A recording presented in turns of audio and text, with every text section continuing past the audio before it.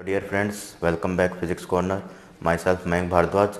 आज हम जो टॉपिक पढ़ेंगे उससे पहले एक सूचना दे देता हूँ। टेलीग्राम ग्रुप है जिसे आप ज्वाइन कर सकते हो। मैं लिंक बता देता हूँ टेलीग्राम ग्रुप का, कौन सा आपके पास लिंक रहता है। तो देखोगे अपने पास जो टेलीग्राम का लिंक है वो ये है। जो अपने पास टेलीग्राम का लिंक है वो ये @physics ABCD, ये आपके पास टेलीग्राम का लिंक रहता है, जिससे आप इस पर क्लिक कर कर फिजिक्स कॉर्नर को ज्वाइन कर सकते हो। फिजिक्स कॉर्नर को ज्वाइन कर सकते हो। फिजिक्स कॉर्नर को ज्वाइन कर सकते हो, ठीक है। इसका आपके पास मूल रूप से आप फिजिक्स कॉर्नर के सदस्य बन जाओगे, ज्वाइन कर सकते हो, सदस्य बन जाओगे, ठीक है। अब इसका फिजिक्स कॉर्नर टेलीग्राम को ज्वाइन करने का क्या मीन रहता है, सबसे पहले मैं वो बता देता हूँ कि जब आप टेलीग्राम ग्रुप का लिंक ज्वाइन करोगे तो वहाँ पर बहुत सारे जैम के, IIT जी के बहुत सारे PDF नोट्स हैं और बहुत सारी बुक्स वहाँ पर अवेलेबल करवा रखी है, तो वो आप पढ़ सकोगे और देख सकोगे, ठीक है। इसलिए मैं रिकमेंडेड करूँगा कि आप फिजिक्स ABC अपना टेलीग्राम ग्रुप फिजिक्स कॉर्नर का आप ज्वाइन कीजिए, ठीक है। तो नेक्स्ट अपन जो टॉपिक है उस पर चर्चा करते हैं।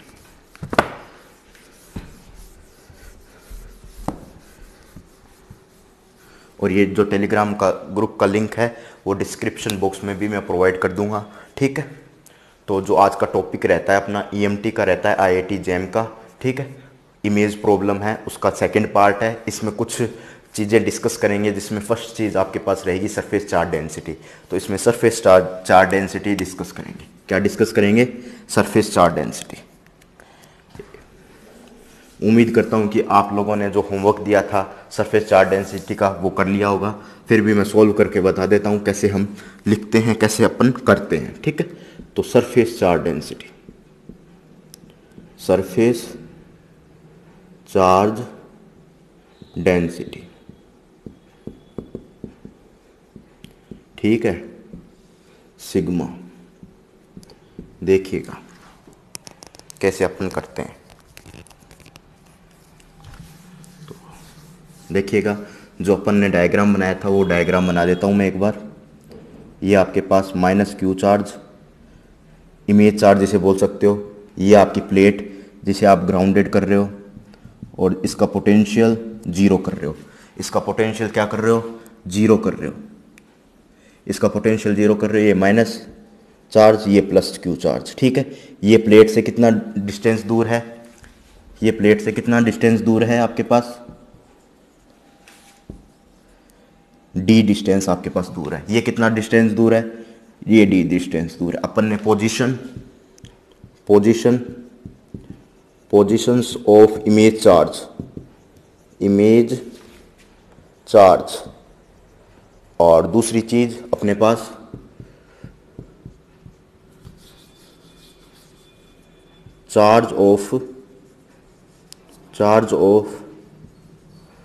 चार्ज या फिर आप लिख सकते हो मैग्नीट्यूड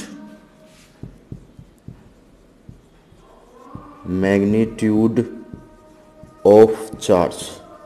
दो चीज़ें पहली क्लास लेक्चर 08 में डिस्कस कर चुके हैं। लेक्चर 08 में हम डिस्कस कर चुके हैं। उसमें अपन ने डिस्कस किया था कि आपके पास जो मैग्नीट्यूड ऑफ चार्ज होता है, ये आपके पास जो मैग्नीट्यूड ऑफ चार्ज होता है वो होता है Q प्राइम बराबर -Q, ठीक है। यानी जस्ट इस Q का जस्ट अपोजिट चार्ज होता है। जब इसका क्या कहते हैं? इमेज चार्ज कहते हैं। इसका क्या कहते हैं? इमेज चार्ज से शो करते हैं। इमेज चार्ज से हम इसे शो करते हैं। क्यों करते हैं? क्योंकि जैसे ही आप किसी शीशे, जो आपका आईना होता है घर में, आप खड़े होते हो तो जस्ट आपकी जो इमेज है अपोजिट होती है, हाइट है, आपका रंग है, वो बिल्कुल सेम होता है। उसी प्रकार इमेज चार्ज जस्ट वैसा का वैसा ही है। ये Q वैसा का वैसा ही है, परंतु आपके पास क्या है? अपोजिट चार्ज है यहाँ पर, ठीक है। और पोजीशन ऑफ चार्ज क्या डिस्कस की थी? वही जब आप किसी भी घर पर आईने के सामने खड़े होते हैं तो वो पोजीशन है उतनी ही मेंटेन रहती है आपके और पोजीशन और आपके और इमेज के बीच में जो पोजीशन है उतनी ही मेंटेन रहती है, तो आपके पास जो डी है वो डी के बराबर होगा। तो ये डिस्टेंस है, डिस्टेंस आपके पास डी है वो उतनी ही रहेगी। ओरिजिन से यहाँ तक की दूरी डी थी और यहाँ से ओरिजिन से यहाँ तक की दूरी आपके पास डी हो जाएगी। ठीक है, इस तरीके से हमने पिछले वीडियो में डिस्कस किया था, आप पिछला वीडियो जाके देख सकते हो। ठीक है, इस वीडियो में हम सरफेस चार्ज डेंसिटी का रिजल्ट इसमें निकालेंगे। देखोगे सरफेस चार्ज डेंसिटी का रिजल्ट कैसे निकालते हैं।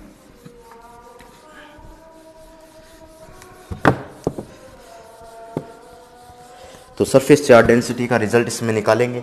तो सबसे पहले ये डिस्टेंस अपन ने के मानी थी, अगर पिछली वीडियो में देखोगे तो इसको के मानी थी और एक बिंदु लिया था P। ठीक है, यहाँ से P की डिस्टेंस ली थी और यहाँ से P की डिस्टेंस ली थी। ठीक है, ये लिया था अपन ने K और यहाँ D, ये D। ठीक है, तो जो ये डिस्टेंस होगी तो यहाँ पर क्या लगाएंगे, पाइथागोरस थ्योरम लगाएंगे। तो डी स्क्वायर प्लस के स्क्वायर ये डिस्टेंस हो गई, यहाँ डी स्क्वायर प्लस के स्क्वायर। ठीक है, ये भी आपके पास डी स्क्वायर प्लस के स्क्वायर होगी, यहाँ पर भी आपके पास डी स्क्वायर प्लस के स्क्वायर ये डिस्टेंस हो गई है। यहाँ पर भी आपके पास डी स्क्वायर प्लस के स्क्वायर ये डिस्टेंस हो गई, यहाँ पर भी डी स्क्वायर प्लस के स्क्वायर डिस्टेंस हो गई। और सपोज किया था अपन ने ये डी, पहले जब अपन ने इसको कैलकुलेट किया था तो इस डी को अपन ने क्या माना था, एक्स माना था। ठीक है, अब फिर अपन ने जो किसी भी पॉइंट आपके पास यहाँ पर है P प्राइम, जिस पे हम निकाल रहे हैं electric field, potential, surface charge density, जिसकी भी वैल्यू निकाल रहे हैं वो बिंदु अपन यहाँ पर ले रहे हैं P। ठीक है, वहां से इसकी डिस्टेंस डायरेक्ट अपन ने निकाली थी, कितनी थी, R1। इसको R1 लिया था और यहां से इसके आगे बढ़ाकर इस डिस्टेंस को अपन ने R लिया था। ठीक है, ये एंगल आप लोगों ने थीटा लिया था।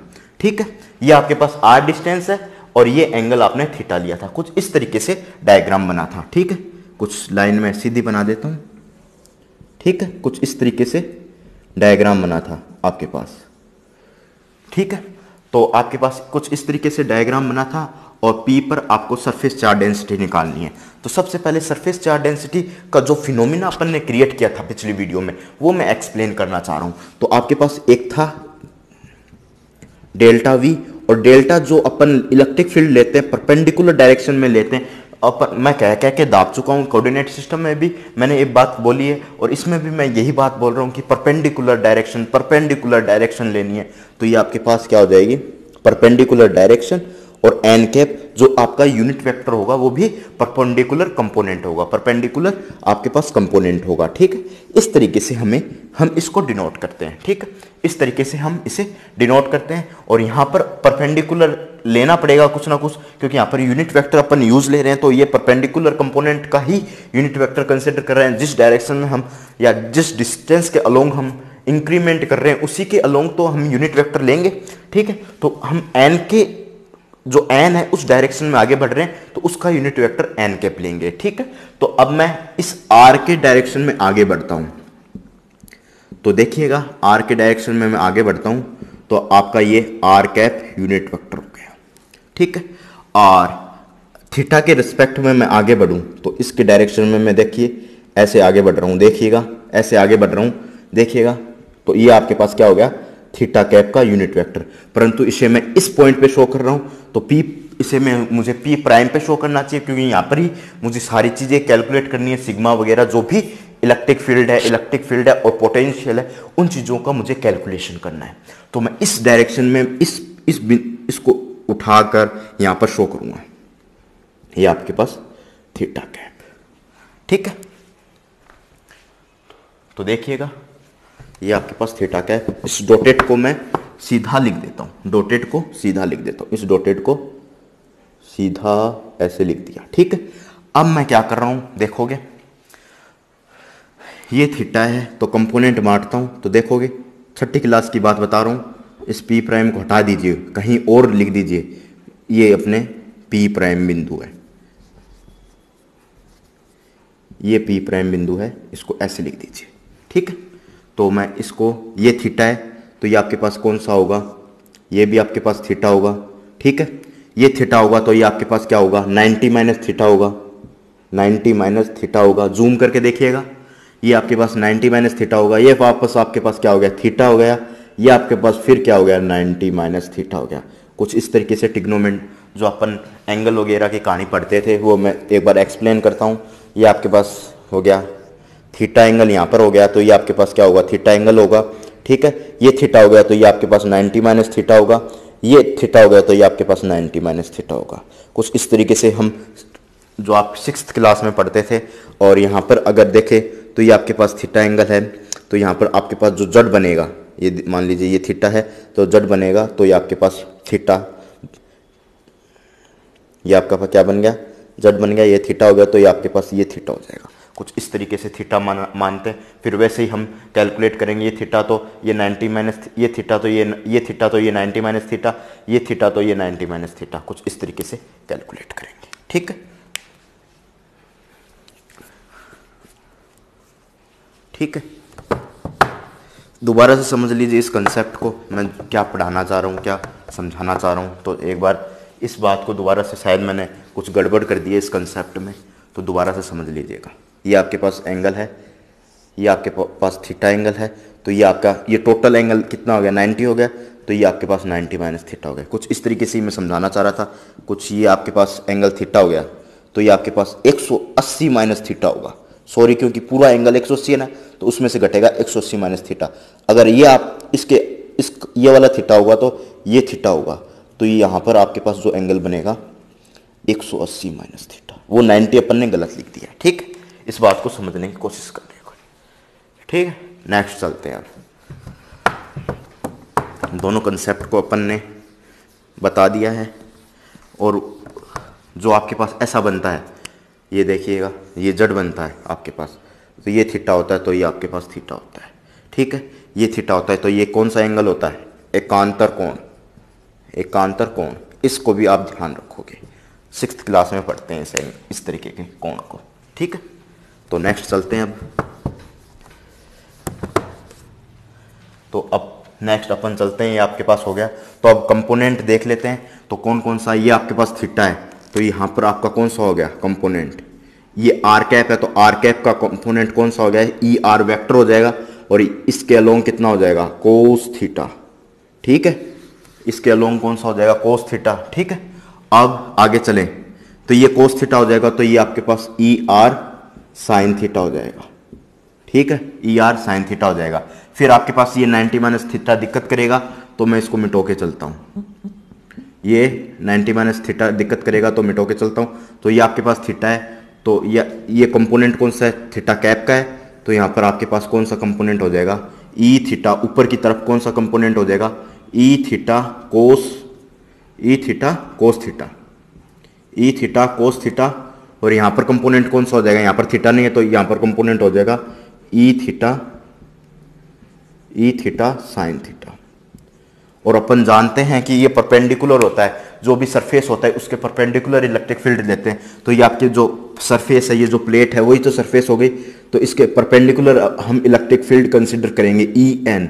ठीक है, तो आपके पास ई एन इस डायरेक्शन में कौन कौन से हो जाएंगे, केवल इस डायरेक्शन में लेना है, क्योंकि आपके पास जो प्लेट ली है मैंने इस डायरेक्शन में ली है, तो आपके पास जो ई एन होगा इसी डायरेक्शन में कंसिडर किया जाएगा। ठीक है, ई एन होगा जो इसी डायरेक्शन में आपके पास कंसिडर किया जाएगा। तो ई एन मैं लिखूं तो हॉरिजॉन्टल कंपोनेंट ही मैं कंपेयर कर पाऊंगा, हॉरिजॉन्टल कंपोनेंट ही कंपेयर कर पाऊंगा, क्योंकि ई एन भी क्या है आपके पास हॉरिजॉन्टल कंपोनेंट है, हॉरिजॉन्टल में ही है ये। तो ई एन क्या हो जाएगा, तो ई आर ज्यादा कौन सा, ये आगे की तरफ है तो इसको पॉजिटिव डायरेक्शन ले लीजिए, और ये पीछे की तरफ है तो इसको नेगेटिव डायरेक्शन में ले लीजिए। तो E R cos theta minus E theta sine theta, sine theta, ये आपके पास इलेक्ट्रिक फील्ड हो जाएगा। और ई आर और ई थीटा की वैल्यू आपके पास है, एक बार नोट करके चलोगे इस बात को। और ई आर ई थीटा की वैल्यू है वो पुटअप कर दीजिए, और आपके पास ई एन निकल जाएगा। और ई एन निकल जाएगा तो आपके पास सिग्मा बराबर क्या होता है, ई बराबर E N upon epsilon naught. ये ई एन की वैल्यू यहाँ पुटअप कर दोगे। ठीक है, ठीक है, आगे चलिएगा भाई। अब मैं इसको मिटा दूं, इसकी हमें कोई ज़रूरत नहीं है। ठीक है,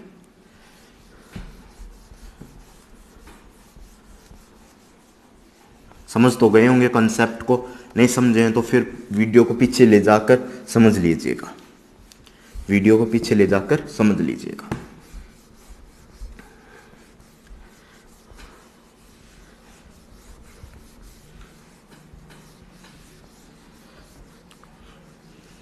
तो आपके पास जो पहले अपन ने ई आर कैलकुलेट किया था वो क्या था, तो आपके पास जो ई आर था वो मैं लिख देता हूँ 1/4 pi epsilon naught q upon are square minus q r plus 2d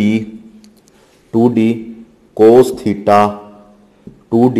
theta upon are square plus 4d r square plus 4d r cos theta. ठीक है, ये आपके पास आ जाएगा। और ई थीटा क्या आएगा वो मैं बता देता हूँ।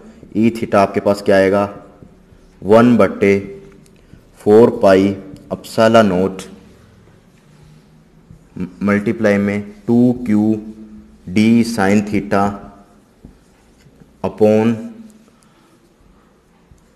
R square plus 4d square plus 4d r cos theta की पावर 3/2। ठीक है, इस तरीके से आपके पास आ जाएगा। ठीक है, अब इस वैल्यू को आप ई आर की जगह रख दीजिए, ई थीटा की जगह रख दीजिए, रखिएगा। तो मैं रखता हूँ, तो देखिए कैसे रखता हूँ मैं। ई एन, तो मैं इसको ई एन यहाँ लिखता हूँ। तो ई एन आपके पास क्या आ जाएगा ई आर, तो ई आर आपके पास क्या आ जाएगा 4 पाई एप्सिलॉन नॉट। ठीक है, 4 पाई एप्सिलॉन नॉट, ये आपके पास क्या आ जाएगा q upon are square minus q, ये आ जाएगा आपके पास r plus 2d cos theta upon, ये वैल्यू क्या आ जाएगी मैं लिख रहा हूँ r square plus 4d square plus 4d r cos theta की पावर 3/2। ठीक है, और आपके साथ में क्या आ जाएगा कोस थीटा माइनस फिर ई थीटा की वैल्यू, ये आपके पास ई थीटा की वैल्यू है 1/4 pi epsilon naught 2q d sine theta upon are square plus 4d square plus 4d r cos theta और 3/2 और साथ में क्या है मल्टीप्लाई में साइन थीटा, तो ये आपके पास साथ में साइन थीटा। ठीक है, अब इसकी ज़रूरत नहीं है, आगे कैलकुलेशन करते हैं।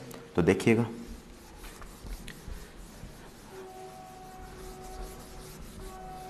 तो एक बार फिर से मैं डायग्राम पे चलता हूँ, क्योंकि यहाँ पर डायग्राम की फिर से ज़रूरत पड़ेगी अपन को।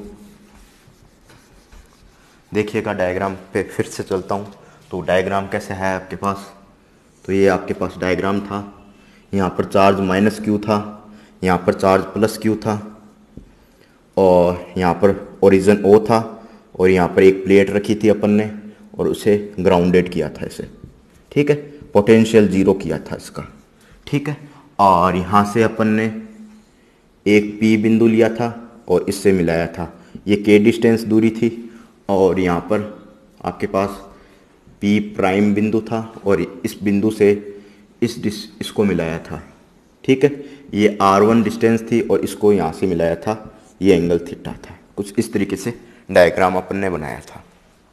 ठीक है, और मैं कह दूँ इसमें जो R निकाला था अपन ने, ये आपके पास R था, तो R अपन ने निकाला था, क्या निकाला था आर स्क्वायर R1, जो R1 निकाला था इस त्रिभुज से निकाला था, इसको नाम दे दीजिए, इसको P प्राइम तो पहले से दे रखा है, इसको A और B दे दीजिए।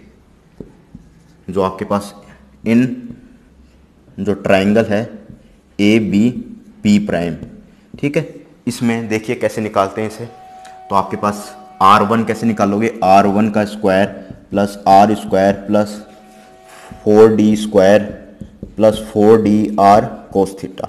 ठीक है, अपन ने इस जो ये डिस्टेंस कितनी हो गई डी, ये आपके पास डी डिस्टेंस हो गई, और दोनों को आप जोड़ोगे तो 4d स्क्वायर हो जाएगा, और फिर 2 से मल्टीप्लाई होगा और 2d, ये दो डिस्टेंस हो गए 2d, और ये आपके पास r है और कोस थीटा आपके पास आ जाएगा। ठीक है, इस तरीके से आ जाएगा। परंतु मैं ऐसा कह दूं कि r1 और ये आपके पास r डिस्टेंस है बिल्कुल बराबर हो जाए, क्योंकि एक केस लेना ही पड़ेगा अपन को कि आपके पास जो r है ये r है, ये r पे आ जाए तो एकदम बराबर हो जाए। तो आप लिखोगे r1 सिंस, लिखोगे सिंस r1 बराबर r। ठीक है, ये हो जाए तो ये तो कैंसिल हो जाएंगे, r1 बराबर r, क्योंकि ये एक दूसरे के बराबर हो गए तो ये कैंसिल हो गए। तो आपके पास यहाँ पर 0 बचा, 0 4d square plus 4d r cos theta. अब मुझे कोस थीटा की वैल्यू चाहिए, क्योंकि मैं इस कोस थीटा है, यहाँ पर कोस थीटा है, यहाँ पर कोस थीटा है, तो इसकी जगह मैं वैल्यू रख सकूँ, यहाँ पर भी कोस थीटा है। ठीक है, तो सबसे पहले मैं इसको ऊपर लिख देता हूँ, कहीं यहाँ पर लिख देता हूँ। ठीक है, तो इसको यहाँ पर लिख देता हूँ, तो देखोगे कैसे लिखता हूँ, 4d स्क्वायर माइनस का ये हो जाएगा 4dr, और ये कोस थीटा, 4 से 4 कैंसिल हो गया, d से एक d गया तो आपके पास d बचा माइनस का, और ये नीचे r आ जाएगा, तो कोस थीटा की वैल्यू आ गई -d/r। ठीक है, अब ये वैल्यू अपने को मदद करेगी किस में पुटअप करने के लिए, कोस थीटा यहाँ पर है, उसकी जगह अपन -d/r पुटअप करेंगे। ठीक है, तो कहीं लिख देते हैं अपन, यहाँ पर लिख देते हैं, कोस थीटा की क्या वैल्यू आई थी, -d/r। ठीक है, अब इसको इसकी जगह पुटअप करेंगे, इसकी जगह पुटअप करेंगे और इसकी जगह पुटअप कर देंगे। तो अब इसकी कुछ ज़रूरत नहीं है, तो मैं इसे मिटो रहा हूँ।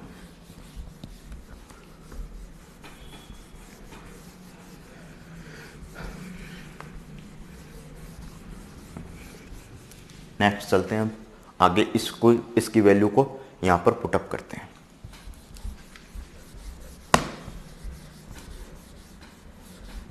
देखिएगा, इसकी वैल्यू को यहाँ पर पुटअप करते हैं कोस थीटा की जगह। ठीक है, तो देखिएगा en बराबर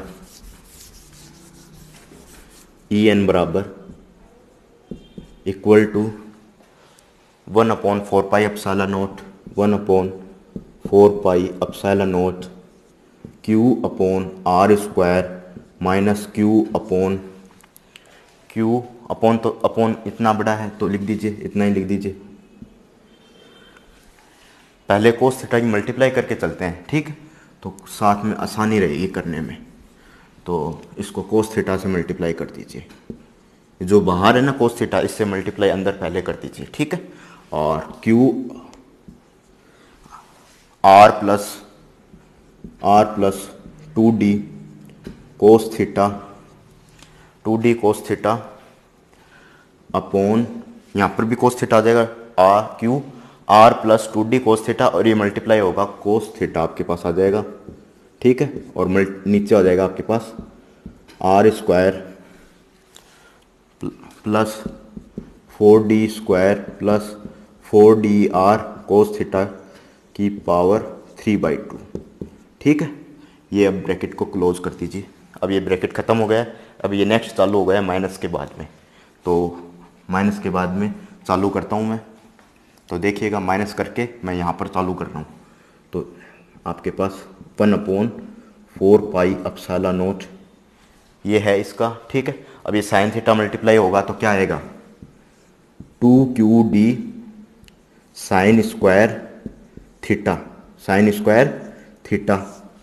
ये आ जाएगा 2qd sign square theta upon क्या आ जाएगा, r square plus 4d square plus 4dr cos theta की पावर 3/2। ठीक है, this is a whole calculation. अब कोस थीटा की जगह d minus d upon r put up कर दीजिए। ठीक है, अब मैं इसको मिटो रहा हूँ।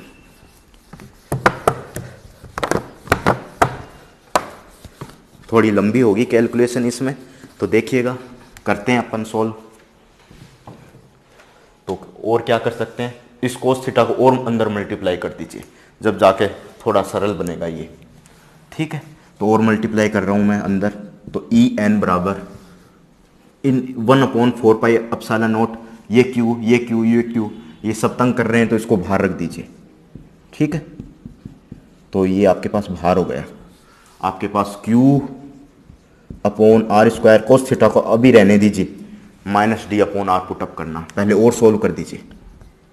तो आपके पास Q तो बाहर गया, ठीक है, तो आपके पास क्या आ जाएगा R प्लस 2D कोस स्क्वायर थीटा, यहाँ पर भी कोस थीटा हो जाएगा, R कोस थीटा, यहाँ पर भी कोस थीटा आपके पास आ जाएगा, ठीक है। और नीचे लिख दीजिए, ये आपके पास are square plus 4D square plus 4DR cos theta की पावर 3/2, ठीक, ये आपके पास आ जाएगा। और माइनस का चिन्ह लग ही रहा है आपके पास, तो आपके पास ये सब में से बाहर निकाल दीजिए, Q 4πε0, क्या बचेगा यहाँ पर 2D sign square theta upon ये आपके पास are square plus 4D square plus 4DR cos theta की पावर 3/2, ठीक, इस तरीके से बनेगा। अब कोस थीटा की जगह अब पुट अप कर सकते हो, ठीक है। इसमें भी 2D कोस स्क्वायर थीटा है, इसमें भी 2D साइन स्क्वायर थीटा है, इसमें भी और बनेगा कंसेप्ट, तो थोड़ा और सोल्व करोगे तो आपके पास कैसे बनेगा, तो देखिए En बराबर Q अपॉन 4πε0, ये हो जाएगा Q upon are square cos theta minus r cos theta, separate कर रहा हूँ मैं इसको, नीचे वाले को अलग से, तो आपके पास बनेगा r square plus 4D square plus 4D r cos theta की पावर 3/2, ठीक है। और ये माइनस कॉमन ले रहा हूँ मैं, और इसमें से भी माइनस कॉमन ले रहा हूँ, तो देखिएगा माइनस कॉमन ले लिया इन दोनों में से, ठीक है, और माइनस कॉमन ले लिया तो, और 2D भी कॉमन ले लिया साथ में, ये 2D कॉमन ले लिया, ये माइनस और ये माइनस कॉमन ले लिया, तो क्या बचेगा आपके पास, यही बचेगा r square plus 4D square plus 4D r cos theta की पावर 3/2, और यहाँ पर बचेगा sine square theta plus cos square theta, ठीक है, ये बचेगा, ठीक है, ये बचेगा, ये 1 हो जाएगा आपके पास, तो इसे 1 कर दीजिए, मैं डायरेक्ट इसे मिटो के यहाँ पर 1 कर देता हूँ, ठीक है, ये हो गया आपके पास 1, ठीक है। इसको मैंने डायरेक्ट ही मिटो के यहाँ पर 1 कर दिया, यहाँ पर लिख सकते हो sign square theta plus cos square theta, आपके पास क्या बन गया 1 बन गया, इतना आप लिख सकते हो। अब नेक्स्ट चलें कैलकुलेशन में, तो देखिएगा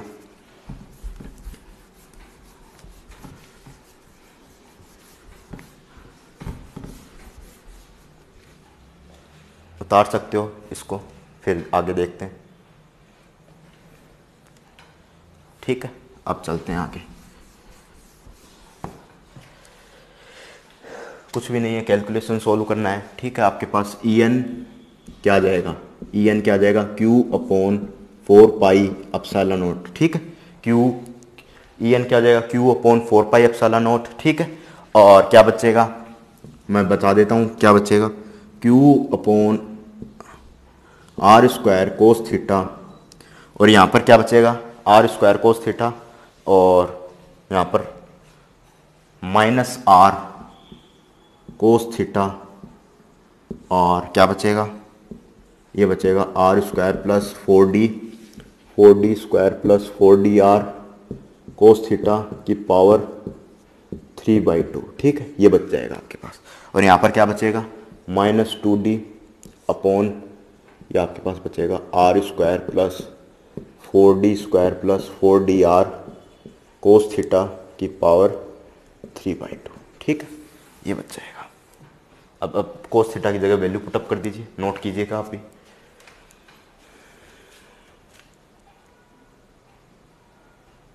चलें आगे अब, ठीक है, चलते हैं आगे। अब अगर नोट कर लिया हो तो आगे चलते हैं। कैलकुलेशन थोड़ी इजी नहीं है, तो इजी बनाने का ही प्रयास किया गया है पूरी कैलकुलेशन को, ठीक है। तो अब आगे चलते हैं, पूरी कैलकुलेशन को आपको इजी बनाने का यहाँ पर प्रयास किया गया है बिल्कुल ही, ठीक है। अब ये आपके पास होल कैलकुलेशन से बचा हुआ पार्ट है। अब कोस थीटा की जगह d अपॉन आर पुटअप कर दीजिए, तो En बराबर Q upon 4πε0 Q upon are square ये हो जाएगा D minus R, D minus R, और आर कोस थीटा की जगह डी माइनस आर, ये बच जाएगा आर स्क्वायर, ये प्लस हो जाएगा ना, कोस थीटा की जगह माइनस है, ये भी माइनस है, तो r square plus 4d square plus 4d r cos theta 3/2। ठीक है, इसकी जगह भी आप माइनस डी आर ये पुटअप कर सकते हो, माइनस डी अपॉन आर। ठीक है, और माइनस ये मिटो दीजिए, अब ज़रूरत नहीं है इसकी, तो मैं मिटो के चलता हूँ इसे। तो -2d अपॉन यह हो जाएगा r square plus 4d square plus 4d r D minus r 3/2। ठीक है, ये बच जाएगा, और जो कट रहा है वो काट दीजिए। तो ई एन की वैल्यू क्या आ जाएगी, q upon 4 pi epsilon naught, तो q d upon r cube, ये बच जाएगा, r से r कैंसिल हो जाएगा, प्लस d यहाँ क्या हो जाएगा, r से r यहाँ पर कैंसिल हो जाएगा, और 4d स्क्वायर हो जाएगा, तो 4d स्क्वायर से 4d स्क्वायर कैंसिल हो जाएगा, r स्क्वायर की पावर 3/2, ये आपके पास -2d, और यहाँ पर आ जाएगा आपके पास r square plus 4d square, ये भी आपके पास वही बच जाएगा, 4d स्क्वायर बच जाएगा, r से r कैंसिल। ठीक है, और 4d स्क्वायर बच जाएगा, तो 4d स्क्वायर से 4d स्क्वायर कैंसिल, ये आपके पास 3/2 हो जाएगा। ठीक है, अब d माइनस 2d, तो क्या बच जाएगा, d माइनस 2d, बताइएगा, d minus 2d minus d बच जाएगा, तो देखिएगा ई एन बराबर q upon 4 pi epsilon note, क्या आ जाएगा, q तो अपन ने कॉमन ले लिया है, तो इसको क्यों लिख रहे हैं भाई, q तो अपन ने कॉमन ले लिया है, तो देखिएगा पहले जो q ले रखा है कॉमन, तो उसे रहने दीजिए और इसको d बना के रखेंगे, आर क्यूब प्लस क्या बनेगा, तो आपके पास देखिएगा माइनस डी, तो क्या बनेगा, माइनस डी बच जाएगा फिर से, तो ये बनेगा आपके पास, और आर स्क्वायर दोनों में एक सा ही बनेगा, तो ये इससे कट गया, ये 2 से 2 कट गया, यहाँ पर भी ऐसा ही बनेगा, कुछ इस तरीके से बनेगा, आर स्क्वायर की पावर 3/2, तो 2 से 2 कट जाएगा, तो यहाँ पर भी आर क्यूब बच जाएगा। ठीक है, इतना नोट करके चलोगे, नेक्स्ट अपन चलते हैं, लिख दीजिए।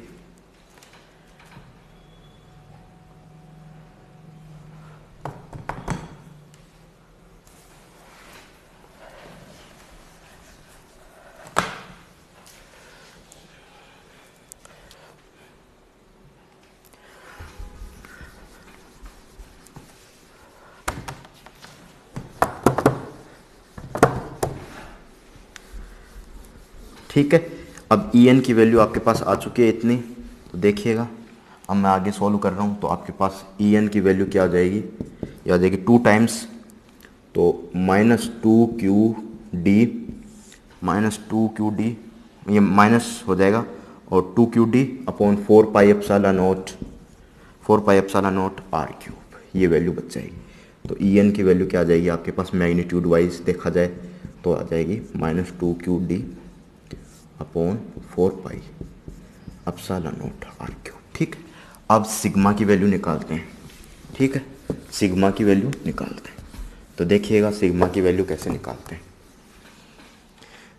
तो सिग्मा बराबर E N upon epsilon naught होगा, तो 2qd upon 4 pi epsilon note,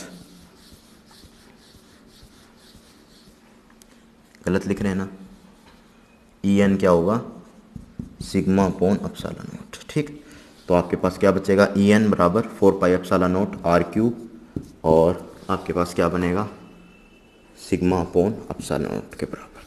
ठीक है, एप्सिलॉन नोट से एप्सिलॉन नोट कैंसिल, 2 से 2 कैंसिल, यहाँ पर 2 बच जाएगा, तो q d upon 2 pi r cube, ये माइनस का ये सिग्मा, ये आपके पास उत्तर आ जाएगा।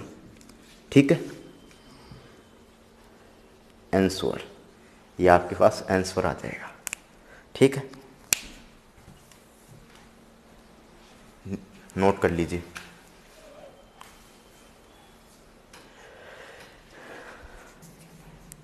अपन ने सरफेस चार्ज डेंसिटी पढ़ी थी, जिसका फॉर्मूला क्या था, सिग्मा बराबर क्या था, क्या निकाला था, q d minus 4 pi r q, ये निकाला था। जो सरफेस चार्ज डेंसिटी थी इसका फॉर्मूला ये निकाला था, ठीक है, ये फॉर्मूला अपन ने निकाला था। अब हम क्या कर रहे हैं, अब इसके बाद में एक क्वेश्चन लेते हैं IISc बेंगलोर का 2008 का क्वेश्चन है ये। IISc 2008 का क्वेश्चन, ठीक है, ये अपन कंसिडर करके चलते हैं। तो क्या है ये, देखिएगा, ए charge Q is placed in infinite metal plate at distance D, जो डी डिस्टेंस पे आपके पास रखा है, ठीक है। If instant of charge 2q were B experience the same force at what distance should it be placed from the plate. तो देखिएगा कि आपके पास एक चार्ज है, जो सबसे पहले कंडीशन इसने लगाई है कि एक चार्ज है जो इनफाइनाइट मेटल प्लेट में डी डिस्टेंस पे रखा है। तो मैं बता देता हूँ, कुछ इस तरीके से आपके पास होगा v बराबर 0, ठीक है, और यहाँ से माइनस क्यू चार्ज है, तो इसका जो इमेज चार्ज होगा माइनस क्यू होगा, और यहाँ से आपके पास जो इसका जो रियल चार्ज होगा क्यू, और ये हो जाएगा माइनस क्यू, ठीक है। ये डी डिस्टेंस पे रखें, एक दूसरे से डी डिस्टेंस पे रखें। तो देखिएगा मैंने इसे डी डिस्टेंस पे पुटअप कर दिया है, ठीक है, इसे मैंने डी डिस्टेंस पे पुटअप कर दिया, ये डी डिस्टेंस पे, ये डी डिस्टेंस पे, ठीक है। जब ये फोर्स, इन दोनों चार्ज के बीच में फोर्स लगेगा, वो फोर्स अगर मैं चार्ज का मैग्नीट्यूड चेंज कर दूं, 2q कर दूं, इसकी जगह q की जगह 2q कर दूं, इसकी जगह मैं 2q कर दूं, तो जो चार्ज का मैग्नीट्यूड मैंने चेंज कर दिया, उसके बाद में जो चार्ज कितनी डिस्टेंस, ये जो डी डिस्टेंस है इसकी जगह कोई भी डिस्टेंस x मान लीजिए, किस डिस्टेंस पे रखा जाए कि वो फोर्स सेम फोर्स उन पे लगे। तो सेम फोर्स कैसे लगेगा, कोई भी आपके पास कोई भी प्लेट पे फोर्स लगेगा, तो जो डी डिस्टेंस पे रखा है चार्ज, तो उस प्लेट पे फोर्स लगेगा अगर q उसका मैग्नीट्यूड है। अगर मैं 2q कर दूं, तो अगर मैं डिस्टेंस निकालना चाहूँ, अगर वो सेम फोर्स है तो कैसे निकालूंगा, ठीक है, x डिस्टेंस है तो कैसे निकालूंगा, तो सबसे पहले d डिस्टेंस पे वो फोर्स का मैग्नीट्यूड निकाल लूँगा, ठीक है। उसके बाद में इसका मैग्नीट्यूड निकाल कर उस x की वैल्यू को दोनों फोर्स को बराबर कर x की वैल्यू निकाल लूँगा, ठीक है। तो इसमें से d डिस्टेंस हो नहीं सकती, तो चेंज हुई डिस्टेंस, ठीक है। d/2 इसलिए नहीं हो सकती क्योंकि जो आपके पास मैग्नीट्यूड है वो ज़्यादा हो गया, तो आपको उतने ज़्यादा मैग्नीट्यूड ज़्यादा हो गया चार्ज का, तो डिस्टेंस को भी आपको ज़्यादा करना पड़ेगा, तो ये भी नहीं हो सकता। तो इन दोनों में से पॉसिबिलिटी अपने पास बनती है, ठीक है, 2D और 4D में से आपके पास पॉसिबिलिटी बनती है। तो कैसे बनाओगे पॉसिबिलिटी, वो देखोगे। तो सबसे पहले आपके पास ये जो है चार्ज क्यू रखा है, डी डिस्टेंस पे रखा है, तो इस पर कितना फोर्स लगेगा वो अपन कैलकुलेट करके चलते हैं। तो वो कैसे कैलकुलेट करोगे, तो सबसे पहले देखोगे तो फोर्स कैसे होगा, ये डिस्टेंस डी हो गई, ये डिस्टेंस डी हो गई, ये आपके पास डिस्टेंस डी हो गई, ये आपके पास डिस्टेंस डी हो गई, तो आपके पास क्या हो जाएगा, तो क्यू स्क्वायर के क्यू स्क्वायर अपॉन कितना डिस्टेंस हो जाएगा दोनों 2D, तो 2D का स्क्वायर, तो क्या हो जाएगा, क्यू चार्ज है आपके पास, क्यू चार्ज पे फोर्स लग रहा है वो है, तो आपके पास क्या हो जाएगा के Q square upon 4D square. तो ये आपके पास 4D स्क्वायर, ये आपके पास इक्वेशन फर्स्ट हो गई, ठीक है। नेक्स्ट अपन चर्चा करते हैं, अगर मैं चार्ज का मैग्नीट्यूड चेंज कर दूं, तो आपका चार्ज का मैग्नीट्यूड मैं कर दूं, अब मैंने क्यू किया था, अब मैं 2q कर रहा हूँ, यहाँ पर मैंने क्यू किया था उसकी जगह मैं 2q कर रहा हूँ, तो मैग्नीट्यूड मैंने क्या कर दिया, यहाँ पर चेंज कर दिया। तो फोर्स कितना होगा, फोर्स ऑन 2q, तो फोर्स ऑन 2q कितना होगा, तो देखिएगा फोर्स ऑन 2q कितना होगा, तो आपके पास कितना होगा देखिएगा, तो ये डिस्टेंस अपन x मान लें क्योंकि अबे पता नहीं अपन को, तो इसको x मान लीजिए, ये भी डिस्टेंस पता नहीं है तो इसे भी x मान लीजिए, तो आपके पास क्या हो जाएगा के क्यू स्क्वायर अपॉन कितना हो जाएगा 2, ये 2q हो जाएगा, और मल्टीप्लाई में भी दूसरा चार्ज भी 2q हो जाएगा, ठीक है। ये आपके पास कितना हो जाएगा x स्क्वायर, तो डिस्टेंस हमें पता नहीं है, तो 2x हो गए, तो 2x स्क्वायर हो जाएगा, 2x स्क्वायर हो जाएगा, ठीक है। मैं इसे कैलकुलेट करूं तो 4 टाइम्स के क्यू स्क्वायर, 4 टाइम्स 4 टाइम्स के Q square upon 4x square, तो 4 से 4 कैंसिल, तो आपके पास क्या बचा, के Q square upon x square force on 2q, ये बचा। तो ये आपके पास इक्वेशन नंबर 2 आ गई। ठीक है, नोट करके चलोगे, फिर आगे चलते हैं। तो अब इस डायग्राम को मिटा देते हैं, ज़रूरत नहीं है अपन को। तो ठीक है, तो अब कह रहा है सेम सिंस फ्रॉम द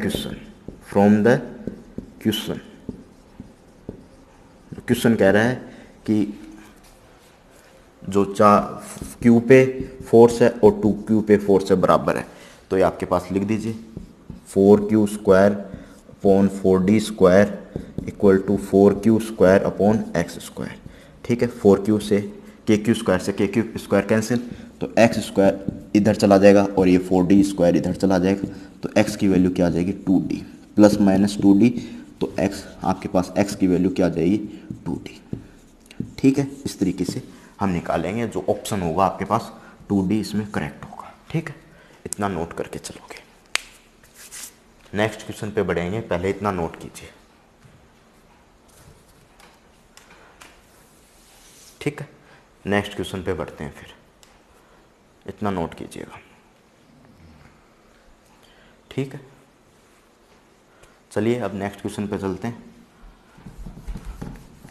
ये आपका क्वेश्चन था एक, तो उसको अपन ने किया। अब नेक्स्ट क्वेश्चन पे चलते हैं। इसमें केवल 2 फोर्स सेम एक्सपीरियंस कर रहा था चार्ज, परंतु चार्ज का मैग्नीट्यूड अलग था। पहला d डिस्टेंस पे रखा था, दूसरा कितने डिस्टेंस पे रखेगा, तो मैंने पहला चार्ज निकाला, दूसरे चार्ज पे कितना फोर्स लगाया वो निकाला, और ये इस x की वैल्यू निकालने की कोशिश की। ठीक है, इस x की वैल्यू निकालने की कोशिश की, जो x की वैल्यू आई 2d आई, जो ऑप्शन आपका बी सही हुआ इसमें। ठीक है, नेक्स्ट अपन चलते हैं। अब नेक्स्ट देखिएगा कैसे अपन काम करते हैं इस पे।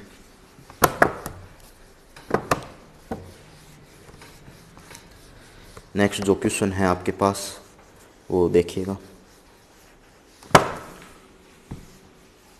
बढ़िया सा क्वेश्चन देखते हैं एक बुक में से।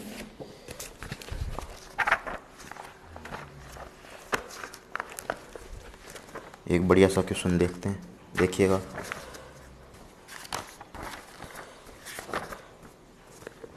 जो आपके पास क्वेश्चन है वो ये है, तो देखिएगा।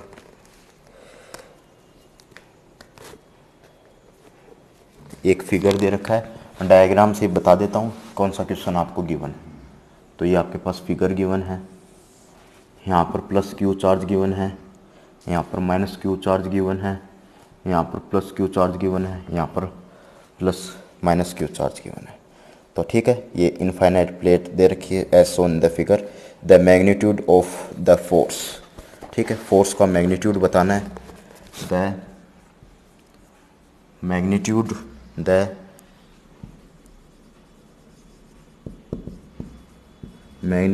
Of the force acting on plus q charge, ये आपको बताना है। ठीक है, तो मैं ऑप्शन लिख देता हूँ कौन कौन से हो सकते हैं। तो पहला ऑप्शन आपके पास क्या है, Q square upon 4 pi epsilon naught, ये हो जाएगा 2d स्क्वायर।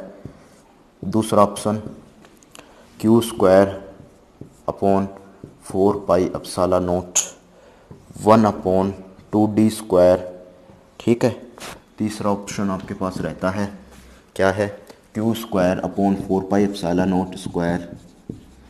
और नेक्स्ट है आपके पास 2√2 - 1 अपॉन 8d स्क्वायर। और फोर्थ ऑप्शन है 0। ठीक है, ये आपके पास ISC 2007 का क्वेश्चन है और नेट 2013 का क्वेश्चन है। देखिएगा इस क्वेश्चन को भी। तो पहले ये फिगर कैसे बना, इमेज प्रॉब्लम की क्या ज़रूरत पड़ गई, ये तो नॉर्मल सा सवाल लग रहा है। देखिएगा इमेज प्रॉब्लम की ज़रूरत क्यों पड़ी इसमें। तो पहले इस सवाल को समझते हैं, क्योंकि क्यों ज़रूरत पड़ी इमेज प्रॉब्लम की इसमें।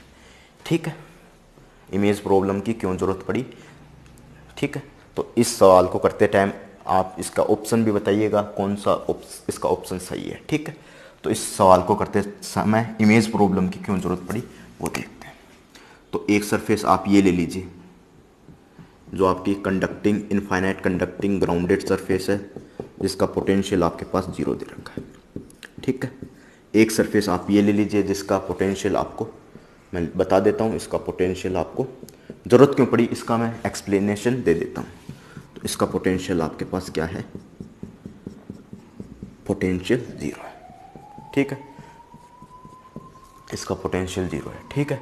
तो कैसे इसकी ज़रूरत पड़ी, तो जैसे आपके पास प्लस क्यू चार्ज है तो इस प्लेट, ये प्लेट हो गई, इस पे सरफेस पर जो पोटेंशियल एक्ट कितना हो जाएगा, V बराबर के क्यू अपॉन आर एक्ट हो जाएगा, ठीक है। परंतु इसको संतुलित करने के लिए यहाँ पर माइनस क्यू एक्ट हो जाएगा, ठीक है। अब यह भी ग्राउंडेड सरफेस है तो इसको यहाँ पर माइनस के क्यू अपॉन आर जो भी डिस्टेंस है माइनस के क्यू अपॉन आर पोटेंशियल हो जाएगा जो आपका रेडी हो जाएगा। तो इसको संतुलित करने के लिए यहाँ पर कौन सा पोटेंशियल रेडी होगा, प्लस क्यू चार्ज रखना पड़ेगा। परंतु प्लस क्यू चार्ज रख दिया तो इस प्लेट पर रेडी हो, इसके नीचे वाली प्लेट पर रेडी हो जाएगा के क्यू अपॉन आर चार्ज का जो पोटेंशियल है वो क्रिएट हो जाएगा, इस प्लेट पर क्रिएट हो जाएगा, इस प्लेट पर आपके पास क्रिएट हो जाएगा। तो इसको संतुलित करने के लिए आपके पास माइनस क्यू चार्ज यहाँ पर रखना पड़ेगा जो इसको 0 कर सके, इस तरीके से 4 बनेगा, ठीक है। तो देखिएगा इसका पूरा फिनोमिना अगली क्लास में पढ़ेंगे। एंगल वेंगल इसमें दे रखे हों, किसी एंगल पर चार्ज रखा हो तो इसकी इमेज प्रॉब्लम किस हम पढ़ते हैं इसकी भी बात करेंगे। तो सफिशिएंट टाइम है इस क्लास का, तो हम इसमें केवल इतनी ही बात डिस्कस कर पाएंगे, ठीक है। तो बात करते हैं इस पर। तो ये आपके पास क्या है, एक चार्ज रखा है प्लस क्यू, इस पे मान लेते हैं क्योंकि इसने बोला है acting on charge plus Q है तो इस पे मान लेते हैं। तो इस पे है तो ये रिपल करेगा, इसको प्लस क्यू है तो प्लस क्यू रिपल करेगा इस डायरेक्शन में, ठीक है। अब ये है तो अट्रैक्ट करेगा, ये है ये भी अट्रैक्ट करेगा, तो ये अट्रैक्ट कर दिया है, ठीक है, अट्रैक्ट कर दिया है। तो यहाँ पर एंगल 45 बन गया, एंगल बराबर 45, यहाँ पर एंगल 45, ठीक है। तो देखिएगा अब इसकी ज़रूरत नहीं है तो अपन मैग्नीट्यूड वगैरह की बात करते हैं। तो ऑप्शन नोट कीजिएगा और फिर मैं ऑप्शन जो आंसर आएगा उसके बाद में अकॉर्डिंग मैं ऑप्शन बता दूंगा कौन सा सही है।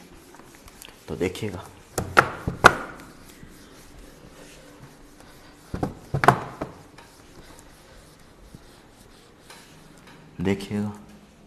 तो आपके पास क्या हो गया, तो ये प्लस प्लस है तो आपके पास जो फोर्स क्रिएट होगा वो देखिएगा, फोर्स होगा इन दो क्यू के कारण कितना फोर्स क्रिएट होगा वो देखिएगा। सबसे पहले इन दोनों के कारण देख लीजिए, ये डिस्टेंस डी ले लीजिए, ये डिस्टेंस आप चारों तरफ से डी ले लीजिए, ये आपके पास डी है, ये आपके पास डी है, ये डी है, ये डी है, ये डी है, ये डी है, ये डी है और ये भी डी है, ठीक है।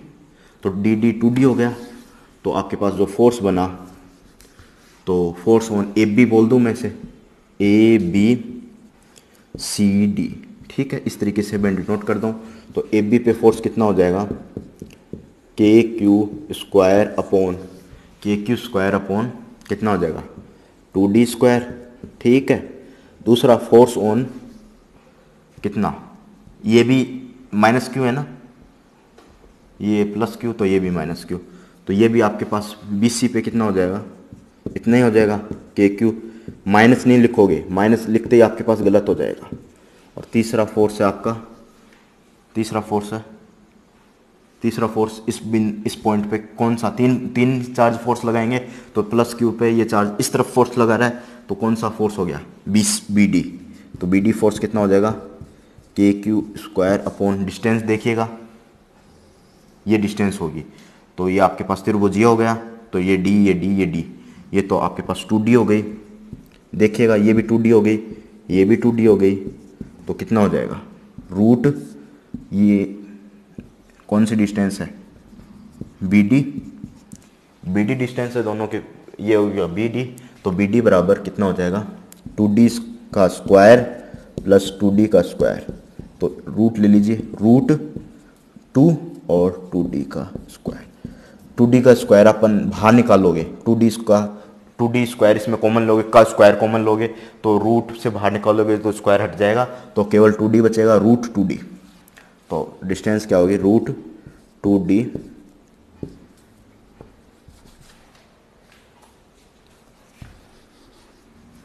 और अंदर बच जाएगा 1 1, तो 1 1 2 हो जाएगा। तो आपके पास रूट 2d², ये आपके पास बन जाएगा। ठीक है, अब थोड़ा देखिएगा, इसको मैं फोर्स नंबर फर्स्ट कह दूं, इसको फोर्स नंबर 2 कह दूं, इसको फोर्स नंबर 3 कह दूं, तो देखिएगा फोर्स 1 2 3 की क्या कहानी है।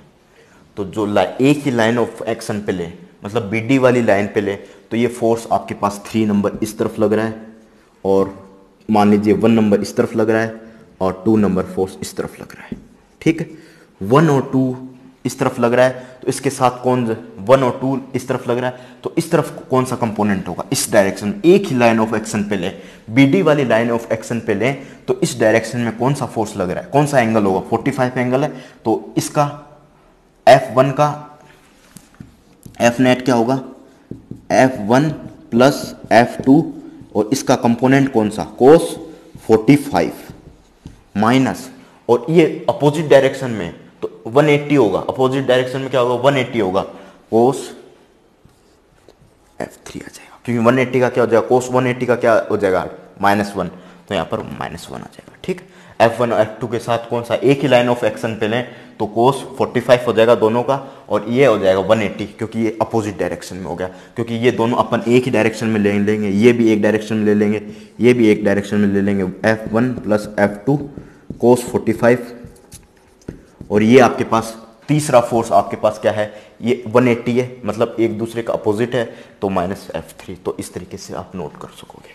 ठीक है, मैं आगे सोल्व कर देता हूँ, अब इसकी ज़रूरत नहीं है, क्योंकि दोनों दो फोर्स इस डायरेक्शन में, तो जो कंपोनेंट होगा वो 45 वाला होगा, और यहाँ पर 180 वाला कंपोनेंट होगा, कोस 180। ठीक है, अब मैं आगे चलता हूँ, देखिएगा आगे मैं क्या बता रहा हूँ। अब कैलकुलेशन है और कुछ भी नहीं है, अपने को आंसर मिल जाएगा। तो देखिएगा F1 F2 की वैल्यू क्या है आपके पास, तो क्या वैल्यू है, F नेट की वैल्यू मैं निकाल रहा हूँ, तो देखिएगा कैसे निकालता हूँ। तो KQ square upon 2D square plus KQ square upon 2D square, और यहाँ पर आपके पास कोस 45। ठीक है, माइनस F3, तो F3 क्या हो जाएगा, KQ square upon root 2 upon 2D का स्क्वायर, ये आपके पास आ जाएगा। ठीक है, माइनस मैंने पहले लगा दिया, कोस 180 की वैल्यू माइनस के रूप में पहले ही लिख दी है। ठीक, आपका वीडियो कितना हो रहा है वो देखता हूँ।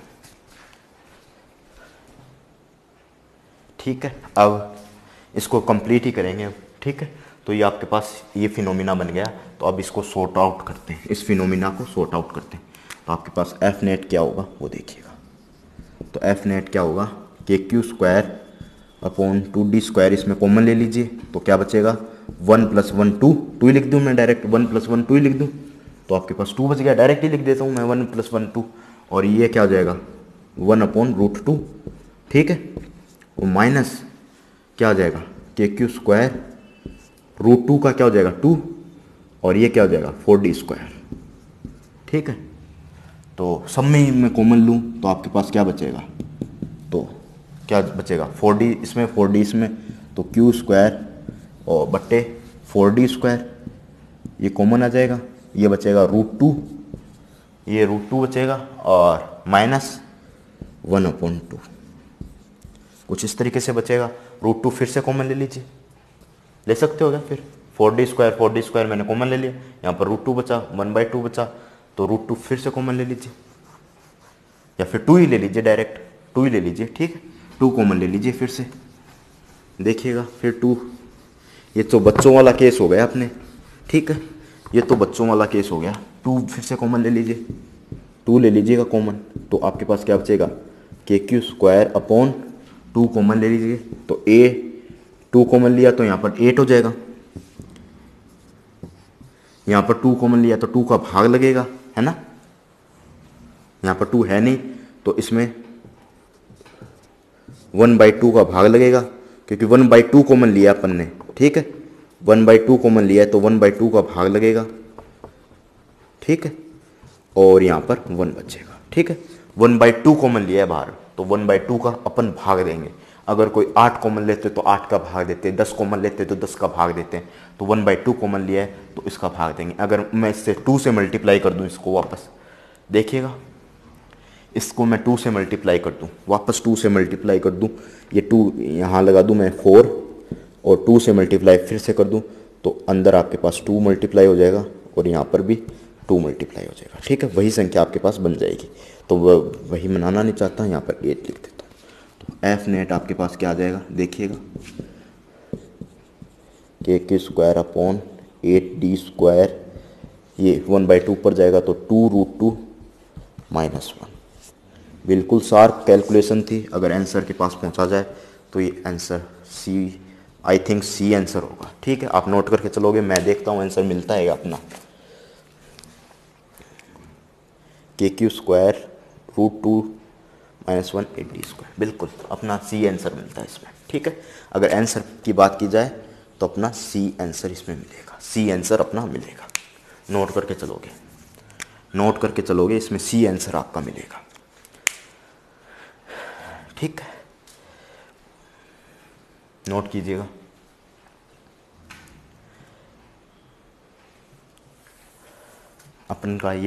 अपन का ये जो है लास्ट सवाल था इस क्वेश्चन का, तो अपन और भी डिस्कस करेंगे इस ऐसी प्रॉब्लम, और भी कल डिस्कस करेंगे। 2-4 प्रॉब्लम और बची तो कल डिस्कस करेंगे, नहीं तो अपन ग्राउंडेड स्पेयर वाली कंडीशन को भी डिस्कस करेंगे। कल से ग्राउंडेड स्पेयर वाली कंडीशन को भी डिस्कस करेंगे। तो ऐसे ही वीडियो को लाइक करते रहिए, शेयर करते रहिए, सब्सक्राइब करते रहिए।